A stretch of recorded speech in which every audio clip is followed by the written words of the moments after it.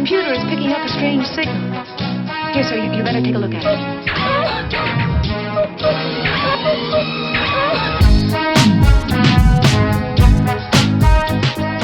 Hello, and welcome to episode 101 of Life Through a Prism with your host, Rob Tierney. In this podcast, we may look at LGBTQIA+, disability, pop culture. In this episode, we're going to look at an article in relation to disability from abc.net.au regarding maintaining footpaths, entitled Cash-Strapped Councils Let Footpaths Fall into Disrepair, Creating Accessibility Problems for People with Disability. Written by Claudia Forsberg, dated 24th of October 2025. For Evelyn Henderson and Kim Hunt, the cracked and uneven footpaths in their country town are more than just an eyesore. They are a problem that stops some residents from getting to where they need to go. We've got a lot of disabled people and elderly people that have fallen over due to broken concrete, Ms. Henderson said. It can be very frustrating when the community is not always accessible.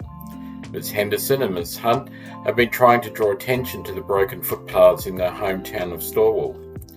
But as cash-strapped councils struggle to keep up with their maintenance and program obligations, the humble footpath is being left behind. Our first project. Ms. Henderson and Ms. Hunt are members of the Raise Your Voice Advocacy Group, a program organised and funded through Grampians Disability Advocacy.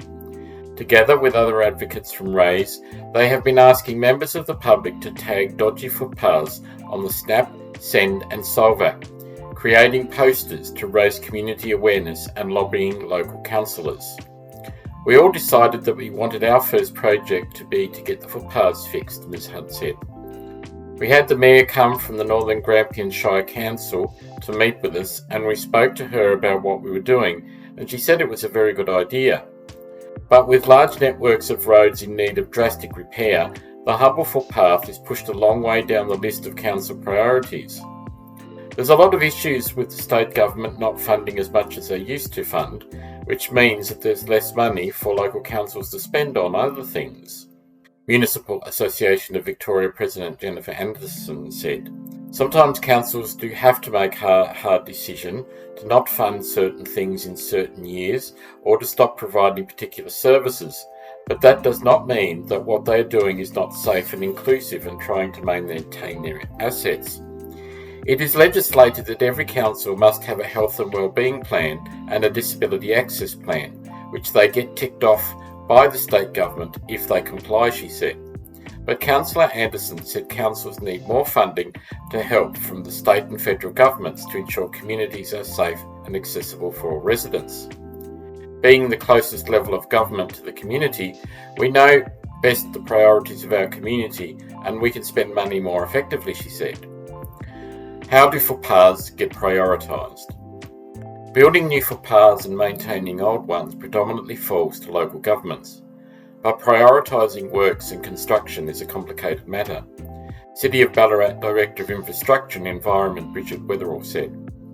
She said councils prioritise footpath maintenance based on access to key destinations, gaps in the existing network, community reliance on walking and equity considerations.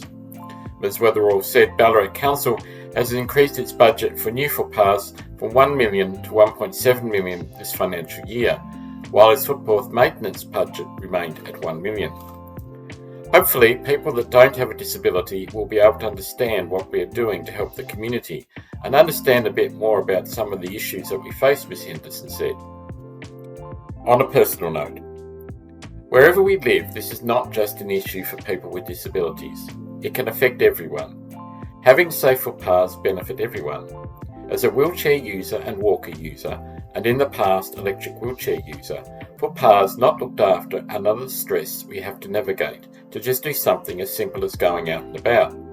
It's not fun when you use a walker, for instance, and then all of a sudden you hit part of a footpath which is broken or uneven, and you hit it hard and you nearly go head over heels, and the feeling makes you sick.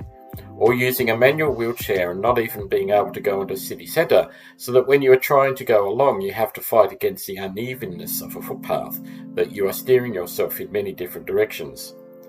If a council does not have a disability advisory group, our voices are not potentially being heard. Again, when you fix something, it has a positive effect for all that use the walkways we need to get about on. Do you have issues navigating footpaths where you are? How do you navigate safely? Would love to hear your thoughts.